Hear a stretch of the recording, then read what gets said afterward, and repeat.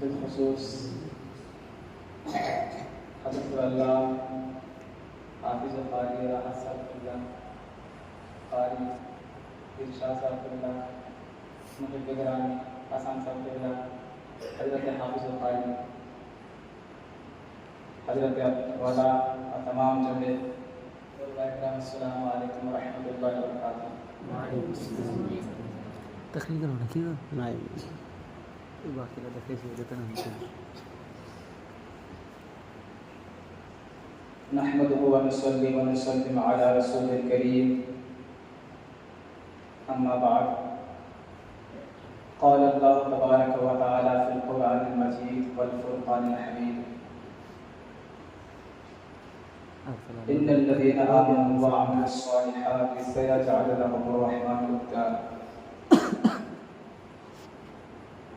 وقال رسول الله صلى الله تعالى عليه وسلم: من عادى لي وليا فقد آذنته بالحرب۔ آمنت بالله صدق الله العظيم وبلغنا رسوله النبي الأمين المتين الكريم والحمد لله رب العالمين۔ آئیے کچھ کہہ دیا سننے سے پیشتر انتہائی ادب و احترام کے ساتھ گنبد خضرا میں آرام فرمانے والا قولا جناب احمد مصطفیٰ محمد مصطفیٰ صلی اللہ علیہ وسلم کی بارگاہ میں تشریف پڑھی۔ اللہم صل علی سیدنا مولانا محمد بارک وسلم صلی علیہ الصلوۃ والسلام علیک یا رسول اللہ صلی اللہ علیہ وسلم۔ میرے عزیز برابر، آج جس تقریب میں ہمارا شریک ہیں وہ ذات روئے زمین پر نوع انسان کے لیے محسن کرم فرما کی ذات ہے۔ جس طرح ہمارا آپ آج اس تقریب میں حاضر ہے، اسی طرح ہر سال ہر ماہ محرم الحرام کی 28ویں تاریخ کو روئے زمین پر جہاں کہیں بھی مسلمان آباد ہیں، عقیدت مند لوگ عرس مناتے ہیں۔ اللہ تعالیٰ کی بارگاہ میں ہمارا یہی دعا کرے کہ جب تک جسم میں جان رہے تمام حسن دین سے واجہانہ محبت کرنے کی توفیق عطا کرے۔ آپ کو معلوم ہوگا کہ روئے زمین پر اللہ تبارک و تعالی نوع انسان کی رشد و ہدایت کے لیے سب سے پہلے حضرت آدم نبی علیہ السلام کو مبعوث فرمایا۔ ان کے بعد ایک کے بعد دیگر نبیوں اور رسولوں کا سلسلہ ہوتا رہا۔ آخر میں آقا دو جہاں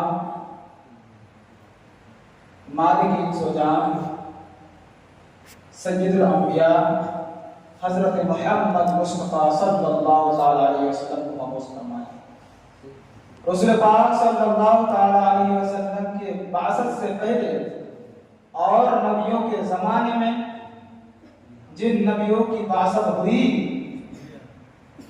انہیں کسی نہ کسی قوم، قبیلہ یا ایک ملک کے لیے رشد و ہدایت کی ذمہ داری سونپی گئی۔ نبیوں کے علاوہ اسی فریضہ کو انجام دینے کے لیے اللہ تعالیٰ کے نیک بندے اور بھی تھے جنہیں ہم آپ اولیاء کے نام سے جانتے ہیں۔ رسول پاک کی بعثت سے پہلے اولیاء کا سلسلہ تھا، مگر رسول پاک صلی اللہ علیہ وسلم کی امتی میں جو اولیاء کرام دنیا میں تشریف لائیں یا نہ آئیں گے، ان کا مقام مرتبہ ان تمام اولیاء کرام سے کئی گنا زیادہ ہے۔ رسول پاک صلی اللہ علیہ وسلم کے بعد صحابہ کرام، تابعین، تبع تابعین، یہاں تک کہ خلفاء راشدین کے علاوہ ہر دور میں اولیاء کرام نے رشد و ہدایت کا کام بخوبی انجام دیتے رہے۔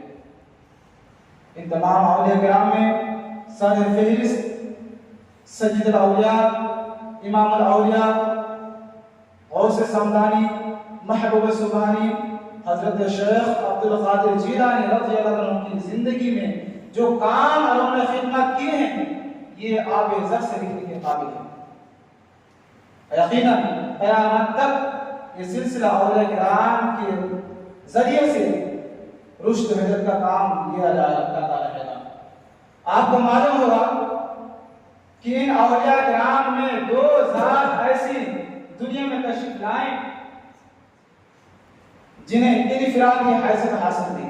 ان میں سے ایک حضرت سلطان ابراہیم بن ادہم اور دوسرے حضرت مخدوم اشرف جہانگیری سمنانی رضی اللہ عنہ کے ذات ہیں۔ ان دو بزرگوں میں جو انفرادی حیثیت ہے وہ یہ ہے کہ ان دونوں بزرگ اپنے پاس دنیا کی دولت، مال، ثروت، مملکت سب کچھ ہونے کے بعد ان تمام چیز کو ٹھکرایا اور آخرت کی مملکت، لامتناہی دولت کو آپ نے چنا۔ اسی سلسلہ نسب میں جو سب سے نمایاں نام آتا ہے ہمارے ہندوستان کے لیے وہ حضرت شیخ مخدوم اشرف جہانگیری سمنانی رضی اللہ عنہ کا نام ہے، جن کی تقریب میں ہمارا آپ حاضر ہیں۔ آپ کو معلوم ہوگا کہ حضرت مخدوم اشرف جہانگیری سمنانی رضی اللہ عنہ ان کی جب ولادت ہونے کے وقت، ولادت ہونے کا جب وقت قریب آتا ہے، اس سے پہلے ان کی والد ماجد اور ان کے والدہ ماجدہ کے دور میں کوئی اولاد نہ تھی۔ ایک دفعہ ان کے وہاں ایک بزرگ کی آمد ہوتی ہے جن کا نام مجذوب ابراہیم ہوتا ہے۔ وہ آ کے جیسے مین دروازے پہ حاضر ہوتے ہیں، حضرت مخدوم اشرف جہانگیر کے والد ماجد اور ان کے والدہ اس مجذوب کی بارگاہ میں خدمت کے لیے حاضر ہوتے ہیں۔ کچھ خدمت نوازائی کی، بہت خوش ہوئے اور مسکرا کے فرمایا کیا تم بچے چاہتے ہو، فرزند چاہتے ہو؟ حضرت مخدوم اشرف کے والد ماجد بہت خوش ہوئے اور فرمایا حضور اگر عنایت ہو جاتا کیا بات ہے۔ اتنا فرمانے کے بعد انہوں نے دعا دی اور کہا یقیناً 2 بچے آپ کے گھر میں تولد ہوں گے۔ پھر وہ وقت آیا کہ 2 بچے کی پیدائش ہوتی ہے۔ جن 2 بچوں کی پیدائش ہوئی ان کے نام رکھنے کے لیے خود رسول پاک صلی اللہ علیہ وسلم خواب میں ان کے والد ماجد کو بشارت دی کہ ہاں 2 بچوں میں سے ایک کا نام اشرف رکھا جائے اور دوسرے کا نام اعرف رکھا جائے۔ ہوا یہی کہ 2 بچے کی ولادت ہوتی ہے اور دونوں میں سے ایک کا نام اشرف اور دوسرے کا نام اعرف رکھا جاتا ہے۔ آپ کی ولادت سے پہلے کچھ گھنٹوں پہلے جو بادشاہی ملک میں ایک چہار دیواری ہوتی ہے، اسی دیواری کے جو صدر گیٹ ہے اس گیٹ کے پاس وہی مجذوب ابراہیم نام کے وہ نمودار ہوتے ہیں۔ جو گیٹ کا دروازہ تھا وہ ششمن میں تھا کہ کیا معاملہ ہے، سب تو بند ہے، کہاں سے آئے، اور دیوار کو بہت اونچی ہے۔ وہ مجذوب صدا لگاتے ہوئے گشت کر رہے تھے اور یوں گویا تھے کہ خبردار ہوشیار، بادشاہ وقت کی پیدائش ہو چکی ہے، وہ جلوہ فرما ہو چکے ہیں۔ اس طریقے سے وہ گشت کرتے اعلان کرتے گئے اور کچھ وقت بعد وہ مجذوب غائب ہو دوبارہ کبھی دکھائی نہیں دیے۔ اسی طریقے سے آپ کی ولادت ایک روایت کے مطابق سن 708 ہجری اور دوسرے کے مطابق سن 712 ہجری میں آپ کی ولادت ہو جاتی ہے۔ اسی طریقے سے حضرت مخدوم اشرف سمنانی جہانگیری رحمت اللہ علیہ اپنے والد ماجد جو کہ ابراہیم تورشتی، یہ اپنے وقت کے عابد زاہد متقی اللہ والے نیک اور عابد حکمران تھے، اور سمنان جو اس وقت ایران کے دارالخلافت حکومت تھی وہاں ایک منصف بادشاہ کے نام سے ان کو جانا جاتا تھا۔ جہاں وہ دنیاوی معاملات کو انجام دے رہے تھے ویسے ہی دوسری جانب اللہ تعالیٰ کی عبادت و ریاضت میں انتہائی مستغرق رہا کرتے تھے۔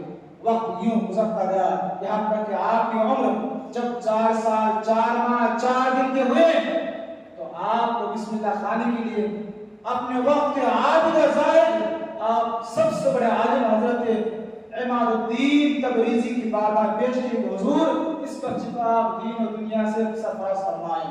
استاد نے قبول کیا اور آپ کو پڑھانا شروع کیا، یہاں تک کہ 7 سال جب آپ کی مشرف ہوتی ہے تو آپ قرآت سبع کے ساتھ ساتھ حافظ قرآن بھی ہو جاتا ہے۔ اسی طریقے سے آپ سلسلہ تعلیم کو باقی رکھا، جاری رکھا، یہاں تک کہ جب آپ کی عمر 14 سال ہو جاتی ہے، تمام ظاہری علوم سے آپ فارغ ہو جاتے ہیں۔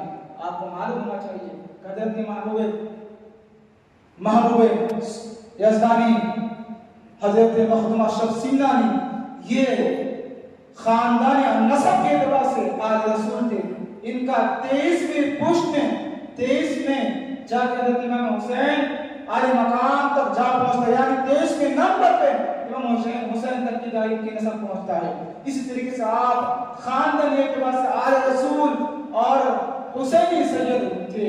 اسی طریقے سے آپ جو ہے 14 سال کی عمر میں تمام علوم ظاہر سے فارغ ہو جاتے ہیں اور اپنے والد والد کے ساتھ دنیاوی دینی تمام معاملات کو آپ سیکھ جاتے ہیں۔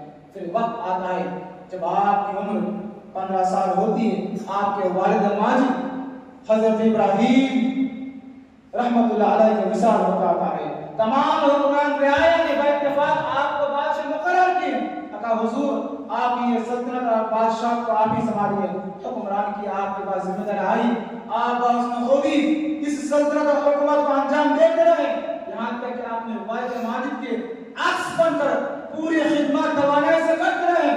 جس طریقے سے ان کے والد ماجد مساجد اور مدارس خانقاہوں کی تعمیر کیا کرتے تھے، حضرت سلطان مخدوم اشرف یہی کیا کرتے تھے۔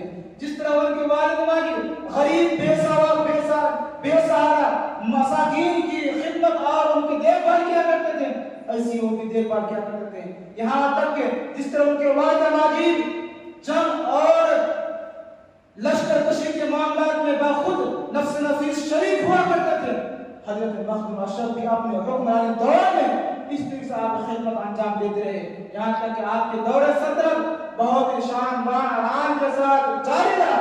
ایک وقت آتا ہے کہ دور سلطنت کا سلسلہ جاری ہے اور رمضان مبارک کی 27ویں شب ہے، آپ عبادت ریاضت کے بعد آپ آرام گاہ میں تشریف لے جاتے ہیں۔ خواب میں حضرت خضر اسلام تشریف لاتے ہیں اور آپ کو بشارت سناتے ہیں کہ اشرف اب ذمہ داری پوری ہو چکی ہے، اب واسط الہی سے ملنے کا وقت آیا ہے، مملکت لامکانی حاصل کرنے کا وقت آیا ہے، اب یہ ذمہ داری چھوڑو اور تم اپنے شیخ سلطان مخدوم علی الحق والدین گنج نبات کی بارگاہ میں حاضر ہو جاؤ، وہ تمہیں یاد فرما رہے ہیں۔ اتنا کہنے کے بعد حضرت خضر السلام وہاں سے روپوش ہو گئے۔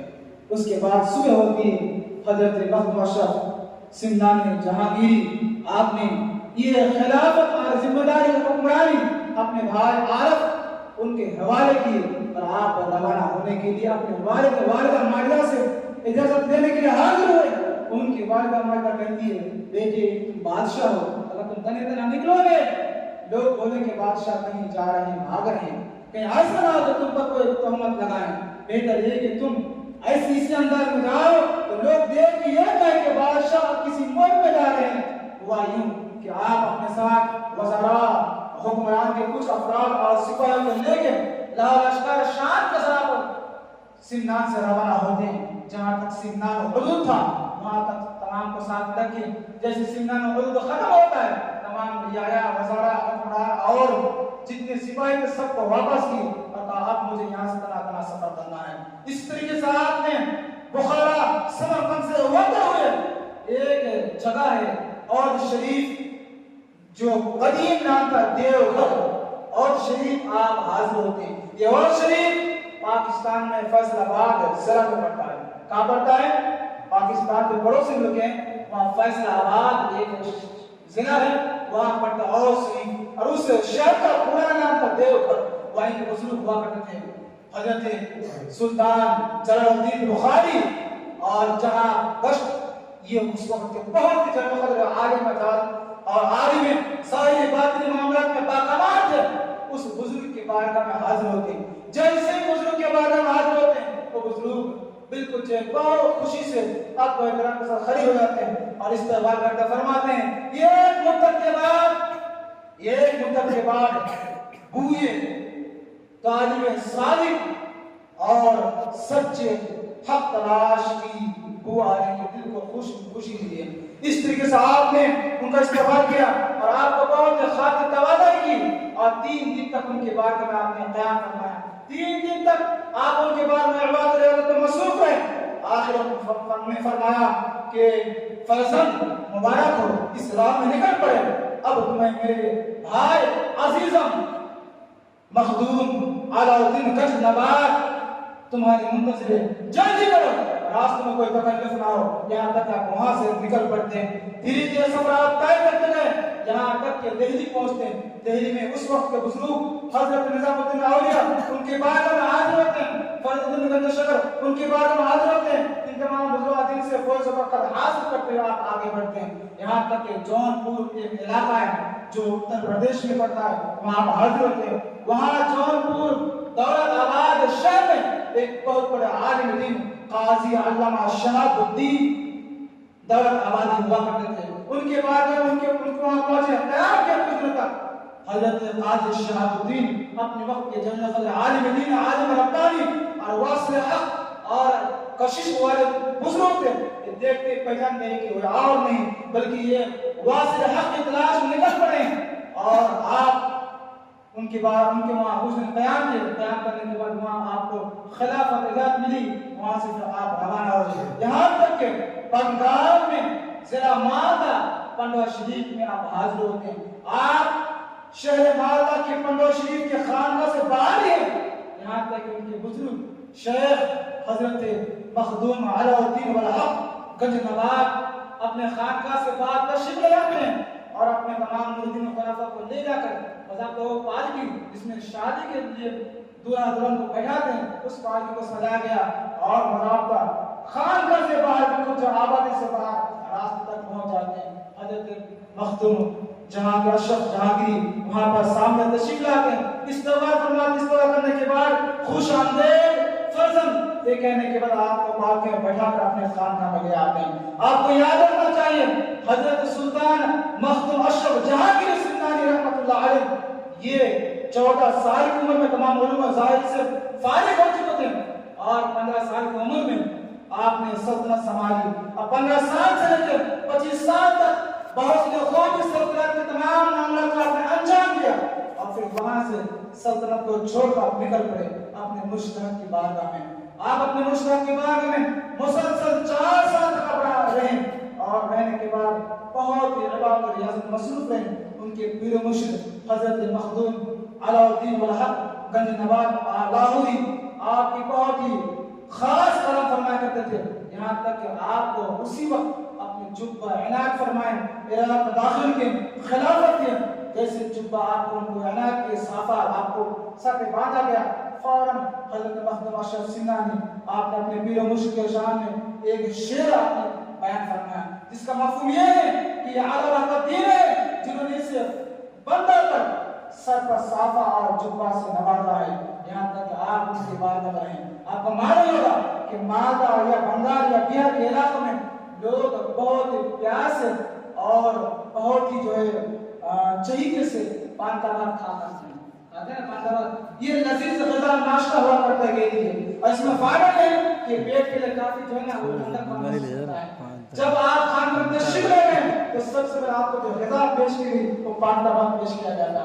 آپ کو پانتا بھات پیش کیا گیا آپ کھائے آپ کو دیا گیا. حضرت نے فرمایا فرزند یہ بزرگوں کے اور اولیاء کی غذا ہے اس لیے آپ تناول کیجئے آپ کھائے. حضرت مخدوم اشرف سنانی رحمۃ اللہ علیہ پر ان کے پیر و مرشد وارث محبت فرماتے ہیں کرم نواز فرماتے ہیں. یہ تمام معاملات کو دیکھ کر وہاں رہنے والے جو مریدین خلفاء ہیں یہ بالکل جو ہے شش بن رہتے تھے اور یہ سوچتے کون بزرگ ہیں. آخرکار یہ راز کھلی گئی کہ یہ کوئی اور نہیں یہ آل رسول حسن سید یہ تاریخ السلطنت ہے. انہوں نے واصل حق کے لیے نکل پڑے ہیں. ان کی بشارت خضر صلی اللہ علیہ وسلم اسی لیے ہم اس کا خاص خیال کرتے ہیں. اس طریقے سے آپ ان کو وہاں رہیں اور مسلسل عبادت ریاضت کرنے کے بعد آپ کو خلافت سے نوازا گیا. پھر آپ وہاں سے نکلے آپ کے پیر مرشد نے آپ کو یہی فرمایا کہ آپ جائیے آپ کو رشد و ہجرت کا کام کرنا ہے. آپ وہاں سے نکلے اور دھیرے دھیرے آپ بنارس کے راستے سے ہوتے ہوئے آپ جونپور علاقے میں پہنچے. جونپور علاقے پہنچے. جب آپ جونپور پہنچتے ہیں تو اس وقت جونپور وہ صبح ہوا کرتا تھا. بعد 1995 کے تاریخ میں اس جونپور کو یہ فیض آباد نام دیا گیا. پھر 1995 کے بعد ابھی جو فی الحال 2024 جب سے جو ہے ہمارے پی ایم کی حکومت آئی ہے، تب سے اس کو فیض آباد کا نام ہٹا کر امبیڈکر جو ہے ضلع کا نام دیا گیا۔ اس ضلع میں آپ نے تشریف لائے، لانے کے بعد جیسے آپ تشریف لے کر جب مقدس میں اس وقت جو حاکم تھے، بادشاہ تھے وہاں کے، وہ سلطان محمود کر کے نام تھا، انہوں نے آپ کو استقبال کیا اور بہت ہی خالد توازائی کی۔ جیسے آپ کٹھلا مقدس تشریف لائے، لاتے آپ نے اس شہر کا نام روح آباد رکھا، روح آباد رکھا، اور آپ وہاں خان کا قائم کی، خان کا نام خیر آباد رکھا، اور اسی خان کے بیٹا نے گجرا قائم کی، اس گجرا کا نام وحدت آباد رکھا۔ بات سب یاد رہے گی یا سب بھول جائیں گے؟ جہاں آپ قیام کیے کٹھلا مقدس میں، اس جگہ کا نام پہلے سے تھا جون پور، آپ نے اس کا نام روح آباد رکھا، وہاں خان کا قائم کیے، خان کا نام آپ نے رکھا خیر آباد، اور اس خان کا میں گجرا قائم کی، اس گجرا کا نام رکھا وحدت آباد، چونکہ وحدت الہی کی مستقر ہونے کی بنا پر آپ نے یہ خود اختیار کیا کہ وحدت آباد نام رکھا جائے۔ اس طریقے سے آپ اس خان کا میں قیام فرمائیں، اور یہ کے بعد دیکھیے دھیرے دھیرے آپ پوری زندگی وہاں پر خدمت خلق پر مصروف رہے، یہاں تک کہ اس وقت میں جتنے بھی معاندین، مخالفین اور دشمنان اسلام تھے، سب کے سب آپ کے حسن اخلاق اور اخلاق حسنہ کو دیکھتے ہوئے دھیرے دھیرے اسلام سے وابستہ ہوتے گئے۔ بڑے سے بڑے جادوگر، بڑے سے بڑے پنڈت، یہاں تک اپنے وقت کے جو گرو گھنٹال ہوا کرتے تھے، وہ بھی آپ کے حسن اخلاق اور گفتگو شیریں دیکھ کر جو دامن اسلام سے وابستہ ہوتے گئے، یہاں تک کہ حلقہ اسلام کا ادارہ واسع تر وسیع ہوتا گیا، یہاں تک کہ آپ کا جو عمر شریف تقریباً 100 سال کے قریب پہنچ جاتی ہے، اور یہ سال سن 832 ہجری یا سن 808 ہجری سن 832 ہجری پہنچتے، تو اب آپ کا آخر وقت کا معاملہ چلتا ہے، آخر وقت میں آپ پہنچ جاتے ہیں۔ اب اپنے خلفاء مریدین میں رہنے والے میں سب سے چہیتے حضرت سید نور العارفین نور العین رحمت اللہ علیہ کو اپنا جانشین مقرر فرماتے ہیں۔ آپ کی کوئی اولاد نہ تھی، لیکن یہ آپ کے اپنے منہ بولا بیٹا اور اپنے چہیتے آپ کو شمار کیا، ہمیشہ اللہ نے ہمارے فرزند ہیں حضرت سید نور العین کو آپ نے اپنا جانشین خلیفہ مقرر کیا، اور فرمایا اب یہی سے نیا سلسلہ چلے گا یہاں تک کہ آپ کا وصال ہو جاتا ہے۔ وصال کی تاریخ جب قریب آتی ہے تو یہ تاریخ 28 محرم، اور اس وقت آپ نے فرمایا کہ یہاں ہماری قبر بنائی جائے۔ پہلے آپ کی سب سے پہلے قبر کے معاملات ہم درست کر دیے گئے تھے، اور آپ نے فرمایا اس قبر کی یاد میں تینوں طرف جو حوض قائم کیا جائے، اور حوض کی ہر زر جو قرآن کی ضرب پڑھ کے کھدائی ہوگی، اس کے ہر ضرب میں کلمہ حق لا الہ الا اللہ کی بات کی جائے، اور کھدائی کے بعد 3 بار یا 5 بار جو ہے آب زمزم سے اس میں ڈالا جائے، اور یہ حوض کو نیل شریف کا نام دیا گیا ہے۔ اور آپ کے بارگاہ میں جو بھی حضرات میں حاضر ہوتے ہیں، آج کی متاثرین کہ اور اور اس کے دل میں بے پناہ اس حوض کو پانی کا برکت رکھی ہوئی ہے۔ اس طریقے سے آپ پوری زندگی وہاں پر آپ نے بحسن خوبی خدمت خلق اور رشد کا کام کیا، یہاں تک کہ آپ کا وصال سن 832 ہجری 28 محرم میں آپ کا وصال ہو جاتا ہے، اور آپ وہاں خانقاہ میں قیام فرماتے ہیں۔ اس طریقے سے حضرت مخدوم سندانی کا وصال ہو جاتا ہے۔ آپ کی زندگی میں سب سے نمایاں کردار جو رہا ہے وہ یہ ہے کہ آپ پوری زندگی میں کبھی بھی کہ دنیاوی لالچ یا خواہش یا حرص کبھی نہیں کی، سب کچھ آپ کے پاس موجود تھی۔ ایسا نہیں کہ آپ کے بادشاہ کے سلطنت میں عبادت میں کبھی خلل نہیں واقع ہوا تھا، بلکہ پوری تماری کے ساتھ اپنے ملک اور اپنے سمنار علاقے کی خدمت بھی کر رہے تھے، اور عبادت رسم مصروف تھے، مگر واسطے خدا کے لیے اور مملکت اللہ کے حاصل کرنے کے لیے آپ وہاں سے نکل پڑے۔ آپ کی زندگی میں دوسری خوبی یہ ہے کہ جہاں بھی رہے آپ نے رشد و ہدایت حق کا آپ نے بھرپور تبلیغ کیا۔ آپ کے پیر مشن ہمیشہ آپ کو اسی بات کی وصیت کرتے رہے کہ فرزند جہاں بھی رہو رشد و ہدایت کرو اور حق کے ہمیشہ جو ہے خدمت کرتے رہنا۔ اس طریقے سے آپ نے پوری زندگی خدمت کی۔ آپ کو معلوم ہوگا آپ کے مریدین خلفاء کرام بے شمار تعداد جو سلسلہ سلسلہ میں مل جاتے ہیں. اس وقت آپ کے خلفاء میں تقریباً 32 خلفاء کرام آپ کے اس وقت موجود تھے. اللہ کی تعداد میں آپ کے موجود تھے. حکایت میں آتا ہے, واقعہ میں آتا ہے کہ اس وقت ایک بزرگ ہوا کرتے تھے, حضرت شیخ کمال الدین. ان کے پاس ایک بلی ہوا کرتی تھی. بار بار آپ نے نام کا بلی کا واقعہ سنے نا, ایک بلی ہوا کرتی تھی. اور وہ شیخ کمال الدین اکثر یہ کہا کرتے تھے حضرت کے بارگاہ میں کہ حضور ایک بزرگ وہ تھے جو حضرت علامہ نجم الدین ان کے بارے میں سننے میں آتا ہے کہ وہ ان کے پاس ایک جو ہے کتا تھا جس کو آپ نے ولی بنا دیا تھا. تو کیا ایسا ہو سکتا ہے؟ تو حضرت شیخ مختوم اشرف آپ فرمایا کرتے تھے کہ ہاں اس وقت کے بعد یہ ہو سکتا ہے کہ ولی کی نگاہ میں ولایت سے بن جائے. اس طریقے سے سلسلہ بڑھتا رہا. وہ بلی اکثر حضرت کے بارے میں حاضر ہوا کرتی تھی. حضرت ایک دفعہ آپ جلوہ فرما تھے اور اچانک آپ پر وقت کی کیفیت طاری ہو جاتی اور بالکل بے ہوش و غش تعبیر پڑتے ہیں. یہاں تک وہ بلی جا کے کان میں بالکل چلا کے کان میں منہ لگا کے کان لگا کے سننے لگتے کیا ہو رہا ہے. وہ بلی کچھ دیر تک آپ کے گوشت مبارک پر دھیان سے سنتے رہے. اس کے بعد جو حضرت جو جب ہوش میں آئے تو بلی پر الگ کیفیت طاری ہو گئی. یہاں تک کہ اللہ کے اس ولی نے اس بلی پر وہ تاثر اور نظر کرم فرمائے کہ بلی کے اندر اس کتے کے مقابل کہیں زیادہ جو ولایت کی تاثر آ گئی.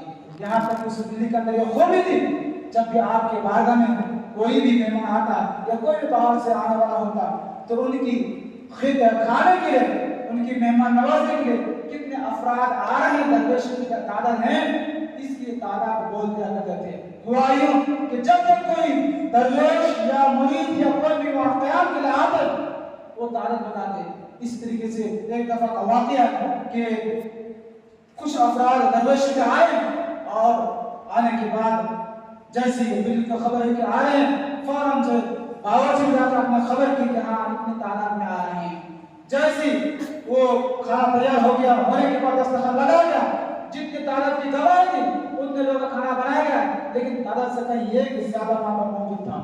حضرت جو چپ چاپ خاموش آپ جب فرما تھے مناظر فرما رہے تھے اور دیکھنے لگا کہ یہ کیا ہو رہا ہے, یہ تو بالکل جو ہے عادت کے خلاف ہے.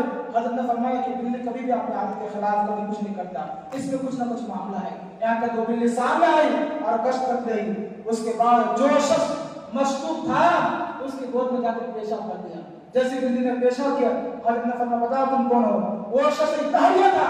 اس نے کہا حضور میں ہمیشہ یہ سوچتا رہا کہ مجھے کوئی ایک اللہ کے نیک ولی مل جائے جن کے ہاتھ میں آ کر میں بیعت کر لوں, اور اس چیز کو پہچاننے کے لیے میں بہت سے اولیاء کرام اور علماء کرام کے بارے میں گیا, لیکن مجھے کسی نے پہچانے کہ میں درویش میں ایک مقداریہ ہوں, کیونکہ میرا اولیاء دیکھ کر سب نے ایسے تک میں کہ مسلمان ہوں. آپ کو یہ آپ کی بلی واقعہ آپ کی نگاہ ولایت سے پہچان کے آپ اپنے ہاتھ بڑھائیے, ہمیں جو کلمہ پڑھا تو مسلمان کر دیے. وہ شخص اشہد ان لا الہ الا اللہ و اشہد ان محمد رسول اللہ کلمہ پڑھتا آپ مسلمان ہو جاتے ہیں. اس کے بعد حضرت مخمشد جہانگیر سنگھا نے اپنے خانقاہ میں ان کو کئی سال تک رکھے. عبادت ریاضت اور مطالعہ کرانے کے بعد آپ کو جو ہے ترکی ممالک میں آپ کو روانہ کی جائے عبادت یہ کام کرتے رہے. اس طریقے سے حضرت یوسف کے بعد وہ بلی حضرت سید نور العین رحمت اللہ علیہ کی خدمت میں بنا رہے. ایک بار کا واقعہ ہے کہ دیگ میں دودھ پک رہا تھا اور باورچی کو خبر نہیں تھی کہ کیا ہو رہا ہے, اور دیگ میں اچانک سید کا سانپ کود کے گر جاتا ہے اور سانپ اس کو مر جاتا ہے. وہ بلی دیکھ چکی تھی کہ سانپ گرا ہوا ہے اور بلی بار بار اشارہ کر رہی تھی کہ یہاں یہ سانپ ہے سانپ ہے. باورچی سمجھ رہی تھی کہ بلی دودھ پینے کے لیے بار بار اشارہ کر رہی ہے. بار بار وہ باورچی کہہ رہے ہیں ذرا تحفظ کرو, دودھ پکنے کے بعد تمہیں بھی دودھ ملے گا اور درویش کو ملے گا. لیکن بلی بار بار اپنی زبان بے زبان ہاتھ سے لے گئی تھی کہ یہاں ایک سانپ ہے, لیکن وہ باورچی سمجھ نہیں پائے. یہاں تک کہ محبت میں ڈوب کر اپنے شیخ کے خاطر وہ خود ہی جو ہے اس دودھ میں کود پڑے تاکہ یہ لوگ دیکھیں کہ جب دودھ میں بلی کود پڑے تو کچھ نہ کچھ اس میں ہوگا نکالیں گے. یہاں تک کہ جب آپ وہاں جا کر اپنی جان بحق اپنے پیر مرشد کے بارگاہ میں پیش کر دیے, جب اس بلی کو نکالا گیا تو ساتھ میں زندہ صاحب نکلا ہے. اسی وقت سید نور العین نے فرمایا کہ یہ بلی اپنے پیر مرشد کے بارگاہ میں پوری زندگی خدمت کرتا ہے, آخر وقت میں اپنی وفاداری کا ثبوت دیتے ہوئے جان کی قربان دے دی. اس طریقے سے آپ نے اسی بلی کو فوراً ذرا پوری بھی جانب ایک جگہ پر تھا بلی شریف, وہاں جو ان کو قبر کی طرح بنایا گیا اور کہا فرمایا کہ یہاں ان کی قبر بنا جائے اور ایک جس طرح کی ایک اللہ کے ولی کو رکھا جاتا ہے اسی انداز سے کو رکھا جائے اور وہاں ان کو دفن کیا گیا. آج ان کی بارگاہ کی یہ تاثیر ہے کہ جب بھی کوئی آصف زدہ یا بھوت بڑی دنیا بھر کی شیطانی مریض اس بلی خانقاہ میں جاتے بلی شریف میں جاتے ہیں تو اس بلی وہ بلی جو ہے اس جین پری آصف زدہ شخص پر غائبانہ حاویوں پہ حملہ کرتی ہے اس کے بعد جین پری وہاں سے بھاگنا پڑتا ہے. ہزاروں کو دیکھیں حضرت خود فقیر نے حاضر کیے اب دیکھا اور آپ کو معلوم ہوگا کہ میر شریف کی تو کیا کہنا ہے ان کی فضائل کا بات تو کیا کہنا ہے اور دن کے مقابل اور اس کے دنوں میں بے پناہ اس میں برکت ہوتی ہے. اسی طریقے سے آپ اپنی پوری زندگی رشد و ہدایت کا کام کیا ہے. آپ کو حضرت مخدوم اشرف سمنانی جہانگیر رحمۃ اللہ علیہ کے فضائل و کمالات ہر عرص میں سننے کو ملتا ہے لیکن کمی کی یہ بات ہے کہ ان کے فضائل و کمالات کے کچھ گوشے آپ کے ذہن میں محفوظ ہونا چاہیے کیونکہ ہمارے قسمت کی بات ہے کہ ہم جس شہر میں یا جس ملک میں رہتے ہیں وہاں ہزاروں لاکھوں کی تعداد میں اولیاء کرام فرمائے. ہمیں کہیں نہ کہیں کبھی نہ کبھی ان بزرگوں کے بارے میں جانا چاہیے. ان کی بارگاہ سے بے پناہ فیض و برکات ملتے ہیں. ایک دفعہ درود شریف پڑھ لیجیے. اللهم صل على سيدنا محمد صلی اللہ علیہ وسلم. اکثر لوگ یہی سوچتے ہیں کہ بزرگوں کے بعد ہمیں کیا ملتا ہے بلکہ کیا نہیں ملتا یہ تو دیکھو بس مانگنے کا سلیقہ ہونا چاہیے. حضرت مخدوم اشرف سمنانی کے بارگاہ میں ہم نے تقریب سدائی اور جنہوں نے منقبہ نعت تقریر اور تلاوت قرآن کی تمام کی اس رسالہ ثواب کو ان کے بارگاہ میں پیش کرتے ہیں اور تمامی دلوں سے ان کے بارے میں خیر آخرت پیش کرتے ہیں اور جہاں تک ہو سکے وعدہ محبت کے ساتھ ان کا وسیلہ لے کے رب کے بارگاہ میں دل کھول کر دعا کریں. اور ساتھ یہ بھی یاد رکھیں جہاں کا کھاتے ہیں وہاں کا کھانا بھی چاہیے. تیرے کھائے تیرے کھائے. تو چونکہ ہم یہاں رہتے ہیں کھانا پینا رہنا سالانہ انتظام سب کچھ اس ادارے کی طرف سے ہو رہا ہے. اب بتائیں کبھی بھی ایسا ہوا ہے کہ اس کھانے پینے یا دیگر معاملات کے لیے 50 روپے دیا گیا آپ سے؟ ہرگز نہیں. تو سارا کچھ آپ کو دیا جا رہا ہے. تو آپ کو آپ کے لیے حق بنتا ہے کہ آپ جہاں کا کھا رہے ہیں جہاں سے آپ کی زندگی میں دنیاوی اخروی دونوں ایک سے پروان چڑھ رہی ہے آپ کو چاہیے کہ ان کے لیے آپ کچھ نہ صحیح دل سے والدہ محبت کے ساتھ دعا کریں. یعنی اس ادارہ کی ترقی کے لیے اس ہمارے مدرسے کی ترقی کے لیے اور یہاں پڑھنے والے طلباء ہمیشہ کامیاب رہیں اور اس ادارے کو چلانے کے لیے اللہ تعالیٰ غائب سے اسباب مہیا فرمائیں. اس لیے آپ کو ہمیشہ دعا میں یاد رکھنے کی ضرورت ہے. بالخصوص ہم سب کے کرم فرما سرپرست مشرف حضرت علامہ خلیفہ مفتی اعظم مہاراشٹر و خلیفہ حضور قائد ملت مولانا عمران آزاد حافظہ اللہ صلی اللہ علیہ ان کے لیے آپ کو ہمیشہ دعا خیر یاد رکھنی چاہیے. یاد رکھیں گے نا ان کے لیے آپ کو چاہیے کہ دعا خصوصی دعا کریں کہ اللہ ان کو جو صحیح سلامت رکھے ان کے تمام مصائب و آلام پریشانی کو دور فرمائے اور ان کے ذریعے سے دین کا خوب کام ہو. بالخصوص ان کے دست مبارک سے ایسا ہو کہ رزق کے ذریعے بے پناہ کھل جائے تاکہ یہ ادارہ یہ 2-4 کمرے نہیں ہزاروں کمرے کی تعداد میں ادارہ قائم ہو جائے. اور میں یہ چاہتا ہوں کہ یہ ادارہ ہمارے مدرسہ پورے مہاراشٹر میں سب سے منفرد ادارہ نظر آئے. اس لیے آپ لوگوں کو دل کھول کر دعا کرنے کی ضرورت ہے. ہم اور آپ تو پیسہ کو دے نہیں پائیں گے. دے پائیں گے؟ کون ہے 1 لاکھ روپے دینے والے؟ کوئی ہے؟ آپ کو معلوم ہوگا یہاں جتنے اسٹاف اور ملازمین ہیں ان کو ماہانہ تنخواہ کم سے کم 1 لاکھ روپے دینا پڑتا ہے کہ نہیں؟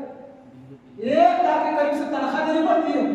آپ بتاؤ کھانا پینا ہے لائٹ بل دے گی وہ دنیا بھر کا خرچہ کہاں سے آتا ہے؟ آپ کو اس کا حیرت ہوگی کہ تمام معاملات انتظام اسلام میں رزق حلال خالص اپنی جیب خاص سے دیے جا رہا ہے.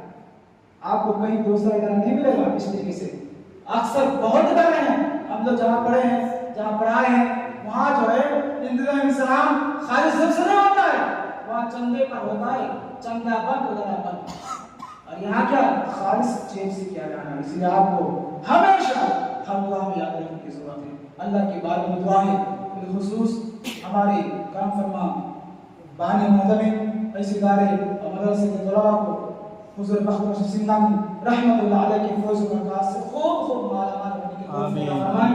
اور تا حیات حضرت کا فیض حضور سرکار مخدوم سنگانی ان کا فیض جاری رکھیں اور موت کے وقت کچھ رائے مار ہے انہیں کے فیض کرم سے ایمان کے ساتھ دنیا سے رخصت ہونے کی توفیق عطا فرمائیں. السلام علیکم.